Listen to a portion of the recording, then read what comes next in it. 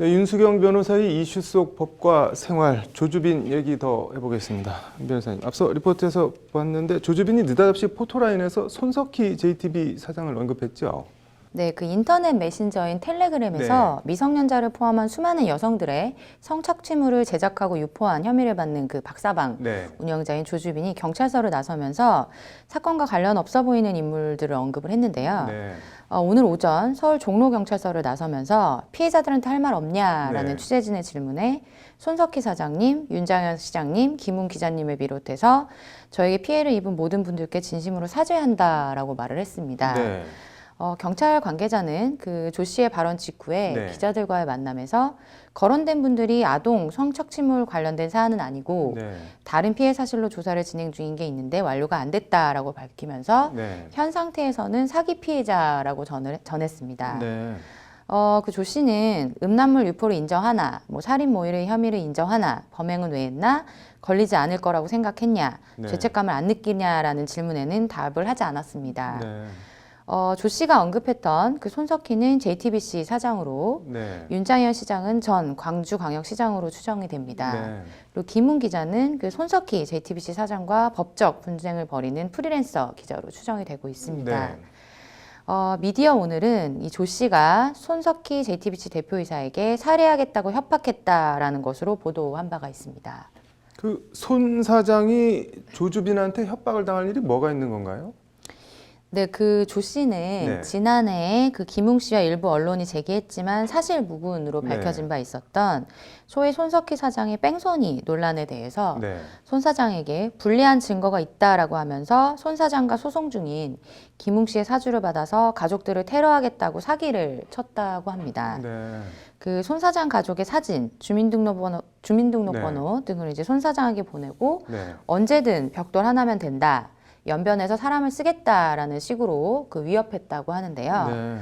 이 과정에서 상대와의 텔레그램 대화 내용을 교묘하게 조작해서 보여주는 방식으로 손 사장으로부터 금품 갈취를 시도한 것으로 확인이 됐습니다.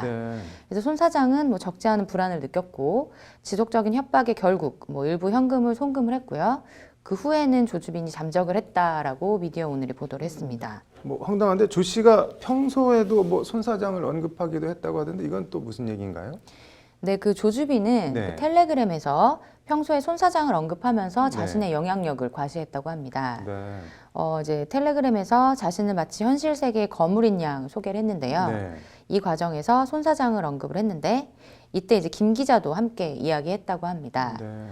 텔레그램에서 뭐 손 사장과 평소 형 동생으로 지낸다, 통화도 자주 한다, 서로 손 선생, 박 사장이라고 부른다라고 했다고 하고요. 그 박사방 회원들에게는 손 사장과 대화를 나눈 녹음 파일도 있다라고 뭐 했다고 합니다. 이게 뭐 손석희 사장이나 JTBC에서 반응이 나온 건 있나요? 네, 그 JTBC 측은 오늘 그 조 씨가 손 사장과 차량 접촉 사고로 분쟁 중인 프리랜서 기자 김 씨의 사주를 받은 흥신소 사장인 것처럼 텔레그램을 통해 접근해 왔다는 손 사장의 입장을 전했습니다. 그러면서 조주빈이 손 사장과 분쟁 중인 김 씨가 손 사장 및 그의 가족들을 상대로 위해를 가하기 위해 행동책을 찾고 있고 이를 위해서 본인에게 접근했다고 속였다라고 하면서 경찰도 진본인 줄 알 정도로 정교하게 조작된 김 씨와의 텔레그램 대화 내용을 제시했다라고 주장했습니다. 이어서 이제 손 사장과 가족들은 불안감에 떨었다라고 하면서 손 사장은 아무리 김 씨와 분쟁 중이라고 해도 그가 이제 그런 일을 할 사람이라고는 믿기 어려웠기 때문에 사실이라면 계좌 내역증 증거를 제시하라라고 했다고 덧붙였습니다. 이에 조 씨는 이제 증거 제시에 대한 금품을 요구를 했고요. 손 사장은 증거 확보를 위해서 어쩔 수 없이 응한 사실이 있다라고 했다고 합니다. 그렇지만 이제 이후 조주빈은 증거를 제시하지 않은 채 잠적한 후에 건고됐다고 하는데요. 손 사장이나 JTBC는 이제 손 사장이 조주빈한테 건넨 금액의 구체적인 액수는 밝히지 않았습니다. 이 손 사장이 수사기관에 신고를 하지 않고 조 씨의 협박에 응한 이유에 대해서는 위해를 가하려고 마음먹은 사람이 김 씨가 아니더라도 실제로 있다고 한다면 설사 조 씨를 신고해도 또 다른 행동책을 찾을 가능성이 있다고 봤기 때문에 매우 조심스러웠다. 그래서 신고를 미루던 참이었다라고 하면서 정말 혹여라도 그 누군가가 가족을 해치려고 하고 있다면 그건 조 씨 하나만 신고해서는 안 될 일이었다라고 강조를 했습니다. 그러면서 이제 흥신소 사장이라고 접근했던 사람이 조 씨라는 것은 네. 검거 후에 경찰을 통해서 알게 됐다라고 덧붙였는데요. 네. JTBC는 손 사장과 그 가족의 입장을 이해하고 지지하며 향후 대응 역시 적극적으로 지지할 것이라고 입장을 밝혔습니다. 네. 법적인 문제를 좀 볼까요? 이 뭐 조주빈이 손 사장을 가족 테러하겠다고 협박한 거나 아니면 뭐 어린이집 아이를 보복 살해, 뭐 공모했다는 의혹, 뭐 여러 가지가 있는데 이게 살인 미수 같은 게 되는 건가요? 어떤 건가요? 네, 이 손 사장의 사례 외에도 네. 조 씨는 이제 보복권 범죄를 의뢰했던 강 씨의 요청에 따라서 네. 어린이집에 다니는 아이를 살해하겠다고 하면서 네. 그 아이가 다니는 어린이집의 주소도 파악했던 것으로 알려졌습니다. 네. SBS는 조 네. 씨가 이 청부의 대가로 강 씨로부터 400만 원을 받았다고 보도를 했습니다. 네. 비록 이제 범행은 계획 단계에서 그쳤지만 네. 경찰은 이제 살인 음모 혐의를 적용해서 수사를 진행하는 것으로 알려졌습니다. 네. 우리 형법은 살인죄에 대해서는 네. 실행에 착수하지 않더라도 예비하거나 음모한 자에 대해서도 처벌이 가능하도록 규정을 하고 있습니다. 네. 여기서 이제 음모라는 것은 2명 이상이 살인을 네. 모의한 것을 의미하는데요. 네. 조 씨가 이제 청부 살인의 대가도 받고 네. 어린이집 주소도 알아본 것이 사실이라고 한다면 이 어린이집 아이 그 살인 예비 사건에 대해서는 살인 네. 음모죄를 적용할 수 있을 것으로 보입니다. 네. 그렇지만 이 살인 예비 음모 행위는 범죄 실현 의사와 함께 그 실현 행위 또는 준비 행위가 있어야 되기 때문에 네. 손 사장의 경우에는 그 살인 예비 음모죄에는 적용이 어려울 것 같습니다. 네. 뭐 경찰이나 검찰은 뭐 지금 입장이 어떤가요? 네, 그 경찰은 조 씨의 범행이 악질적 그리고 네. 반복적이라고 판단해서 네. 지난 24일에 신산정보 공개 심의위원회를 열어서 네. 조 씨의 이름과 나이, 얼굴 등 신상을 공개하기로 결정한 바가 있습니다. 네. 이날 이제 종로서 정문 밖에서는 네. 민주당 N번방 강력처벌 촉구 시위팀 등 이제 정당과 네. 시민단체 소속인 100여 명이 모여서 법정 최고형을 구형해라, 공범자도 처벌해라 등의 이제 피켓을 들고 항의 시위를 벌인 바가 있습니다. 네. 네, 그리고 이제 대검찰청은 네. 윤석열 검찰총장의 지시에 따라서 조 씨 같은 성착취 범죄자에 대해서 법정 최고형을 구형할 방침이라고 합니다. 네. 그리고 이제 추 장관은 네. 지난 24일에 서울 고검에서 열린 브리핑에서 네. 이런 세상에 우리 딸들의 미래가 있겠느냐라는 심각한 우려에 대해서 네. 법무부 장관으로서 대단히 송구한 마음이라고 하면서 네. 검찰의 그 형법상 범죄단체 조직죄 등을 적용하는 방안을 검토하라고 네. 지시하기도 했습니다.